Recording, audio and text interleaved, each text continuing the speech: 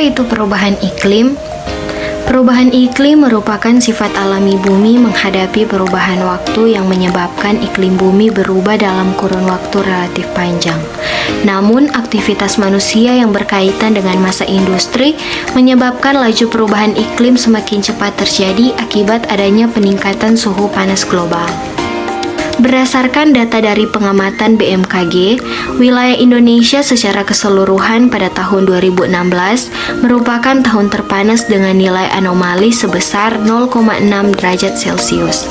Sepanjang periode pengamatan 1981 hingga 2022, tahun 2020 dan 2019 berada di peringkat kedua dan ketiga dengan nilai anomali sebesar 0,5 derajat Celcius dan 0,4 derajat Celcius. Sementara tahun 2022 sendiri menempati urutan ke-13 tahun terpanas dengan nilai anomali sebesar 0,2 derajat Celcius.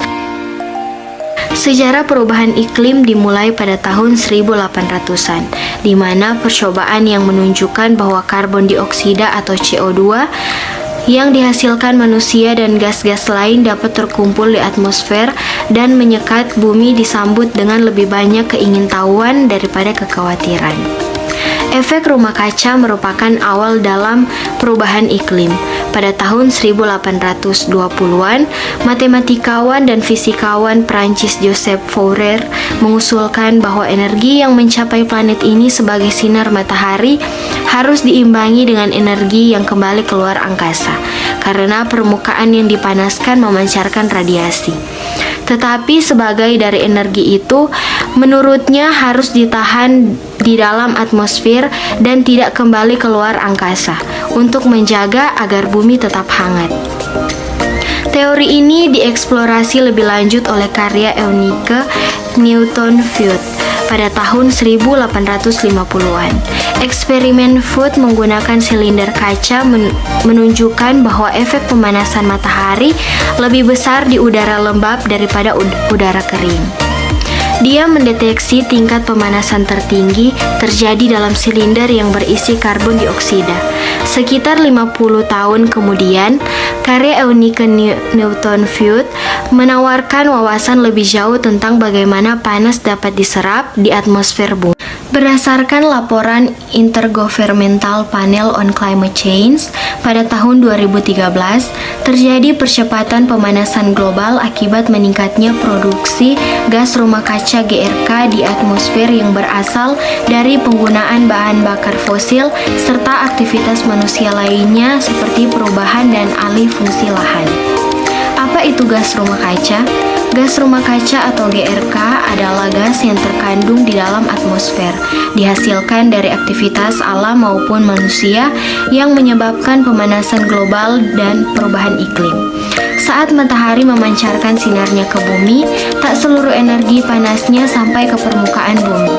Dari sebagian energi panas yang masuk, hanya sebagian yang diserap permukaan bumi, sisanya dipantulkan kembali. Namun, dari yang dipantulkan, tidak seluruhnya mampu meninggalkan atmosfer karena tertahan oleh GRK yang berada di atmosfer. GRK menyerap dan menahan panas tersebut. Peristiwa inilah yang kemudian disebut sebagai efek rumah kaca. Meskipun ada kebutuhan yang diakui untuk beradaptasi dengan kondisi iklim yang berubah, ada wacana yang muncul tentang batasan untuk adaptasi perubahan iklim. Pertama, setiap batasan adaptasi bergantung pada tujuan akhir adaptasi yang didukung oleh nilai-nilai yang beragam. Kedua, adaptasi tidak perlu dibatasi oleh ketidakpastian seputar pemikiran risiko di masa depan. Ketiga, sosial dan individu membatasi tindakan adaptasi.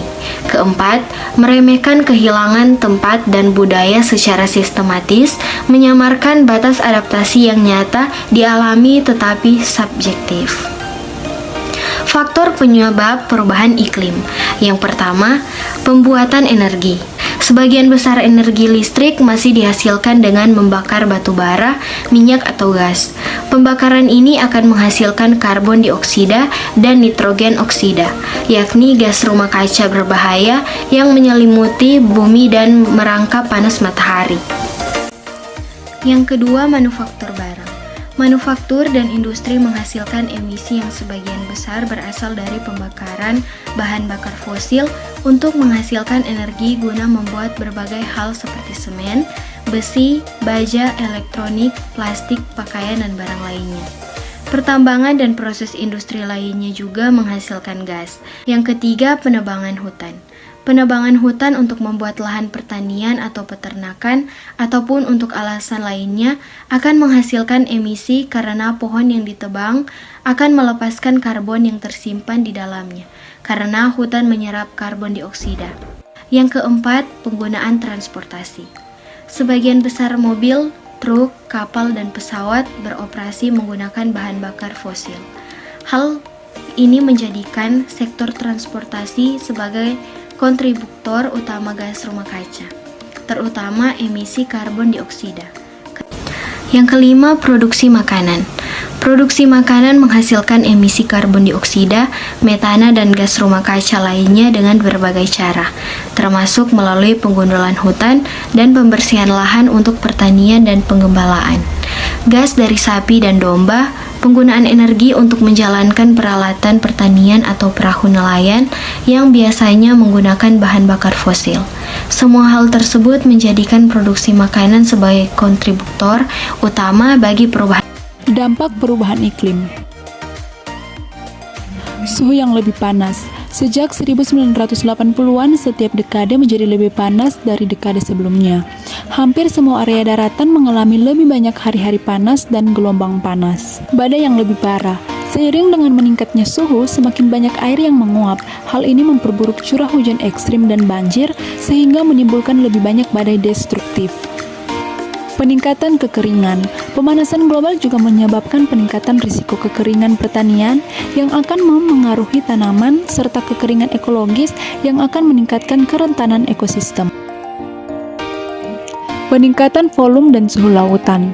Lautan menyerap sebagian besar panas dari pemanasan global. Seiring dengan meningkatnya suhu lautan, volumenya bertambah karena air memuai saat menjadi lebih hangat. Kepunahan spesies. Perubahan iklim menimbulkan risiko bagi kelangsungan hidup spesies di darat dan di laut. Spesies tertentu akan dapat berpindah tempat dan bertahan hidup, tetapi yang lainnya tidak akan dapat bertahan. Kekurangan makanan.